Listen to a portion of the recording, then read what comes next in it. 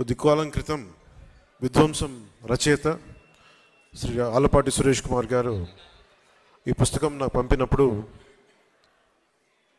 కొంత మొత్తం చదవలేదు కానీ ఒక 40 నుంచి 50 పేజీలు చదవడం జరిగింది. ఇందాక ఆయన చెప్తున్నట్టుగా ఒక రచయిత ఏ ప్రయోజనాలను ఆశించి రాశారు, ఎవరి పక్షాన్ని నిలబడి రాశారు అని ఇప్పుడు చెప్తుంటే నాకు అర్థమైంది. కానీ చదువుతుంటే నాకు ఒకటే అనిపించింది, ప్రజల పక్షాన్ని వహించి రాశారు ఈ పుస్తకం. చదివిన మొట్టమొదటి పేజీలోనే నాకు అర్థమైంది, ఈయన ఎవరి పక్షం తీసుకోలేదు. ఒక సాక్షిభూతంగా జరిగిన సందర్భాన్ని జరిగినట్టు ఎలాంటి భావోద్వేగాలకి లోను కాకుండా, ఎలాంటి పక్షపాతాలకి లోను కాకుండా ఒక నిజమైన జర్నలిస్ట్ రిపోర్ట్ చేస్తే ఎలా ఉంటుందో ఈ విధ్వంసం పుస్తకం ఆలపాటి సురేష్ కుమార్ గారు అంత గొప్పగా రాశారు. సహజంగా కొన్నిసార్లు ఇంక్లూడింగ్ నేను చాలా కాలం క్రితం 90s ఎంజే అక్బర్ రాసిన రైట్ ఆఫ్టర్ రైట్ అనే పుస్తకం చదివినప్పుడు ఎంతో కొంత అయినా ఒక చిన్న పక్షపాత ధోరణి కనిపించింది నాకు ఆ పుస్తకంలోనే. ఒక సంపూర్ణంగా ఎవరినైతే తిడుతున్నారో సంపూర్ణంగా ఒక హోలిస్టిక్ ఒక సమగ్రంగా లేదనిపించింది.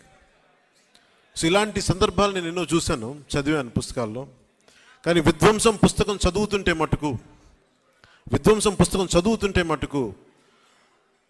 అసలు ఆయన చాలా ఎక్కడ కూడా ఒక పక్షపాతి ధోరణి లేకుండా ఒక నిజమైన జర్నలిస్ట్ ఎలా రాస్తే సమాజానికి ఉపయోగపడుతుందో అంత గొప్పగా రాశారు ఈ పుస్తకాన్ని. ఈరోజు ప్రత్యేకించి పార్టీ కార్యక్రమాలు ఉన్నా, చాలా ఊర్లకి వెళ్ళాలనుకుని ప్రత్యేకమైన ఎక్కడికి వెళ్ళినా కానీ తిరిగి ఈరోజు ఈవినింగ్ 15వ తారీఖుకి తిరిగి రావాలని నిర్ణయం చేసుకొని చాలా బిజీ స్కెడ్యూల్ కూడా ఎందుకు వచ్చానంటే, నాకు ఆలపాటి సురేష్ కుమార్ గారి జర్నలిజం ఆయన మీద ఆయనకున్న కమిట్మెంట్, ఆయనకున్న గౌరవం నన్ను ఈ రోజున సభకు వచ్చేలా చేస్తుంది. ఈ విధ్వంసం పుస్తకం ఇందులో చాలా భాగం ఏదో నేను ఒక అతిథిగా రాలేదు. ఈ పుస్తకంలో పేర్కొన్న పలు సంఘటనల్లో నేను కూడా సాక్షిగా ఉన్నాను. నేను కూడా ప్రత్యక్షంగా అనుభవించిన వాడిని, కొన్ని పరోక్షంగా చూసిన వాడిని. విధ్వంసంతో మొదలైంది ప్రభుత్వం, కూల్చివేతలతో మొదలైంది ప్రభుత్వం, ప్రజాస్వామ్య విలువల్ని తాకట్టు పెట్టింది ప్రభుత్వం. కూల్చివేతలతో మొదలైన ప్రభుత్వం కూలిపోతుంది. మొదటి నుంచి నేను ఇదే చెప్తా ఉన్నాను. వైసీపీ వ్యతిరేక ఓటుని చీలనివ్వను అన్న ఒక్క వాక్యానికి ఎందుకు ఆ మాట అన్నాను అనడానికి ఈ పుస్తకమే నిదర్శనం.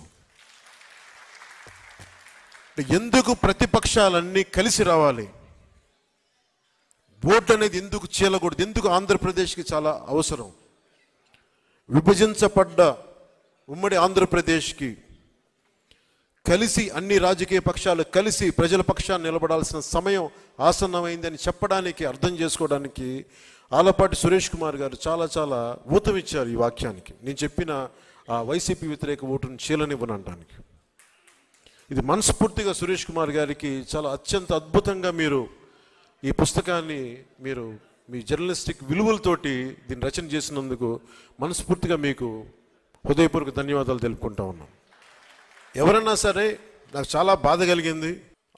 ఎలక్షన్లు అయిన వెంటనే ముందు కూల్చివేతలతో మొదలైతే అమరావతి రైతాంగం మీద, రైతుల మీద దాడి జరిగినప్పుడు నాకు ఒక్కొక్కళ్ళు మా జనసేన పార్టీ ఆఫీస్కి వచ్చి వాళ్ళ దెబ్బలు చూపిస్తూ ఉంటే గుండె కరిగిపోయింది, గుండె చెదిరిపోయింది ఆ బాధకి. ఆడపడుచుల మీద ఎన్ని రకాలుగా అఘాయిత్యాలు చేసి పోలీసుల హై హ్యాండెడ్ బిహేవియర్ చాలా బాధ కలిగించింది. ఈరోజు మన ఎన్నికలు వచ్చేసి మనం ధైర్యంగా ఉన్నాం. కానీ మీరు ఊహించుకోండి, 2019 నుంచి ఈ రోజు దాకా ఒక సుదీర్ఘమైన కాలం. అది అసలు కాలం తెములుద్దా అనిపించేది. వీరి దాష్టీకానికి అసలు మనం తట్టుకోగలమా అనిపించేది.